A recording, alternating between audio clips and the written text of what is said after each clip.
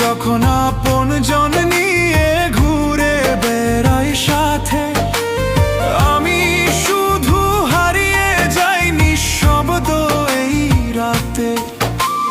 ডাকলেও কেউ ফিরে চায় না আমার এই দুঃখ, এই খুশির দিনেও কেন মনে লাগে শূন্য।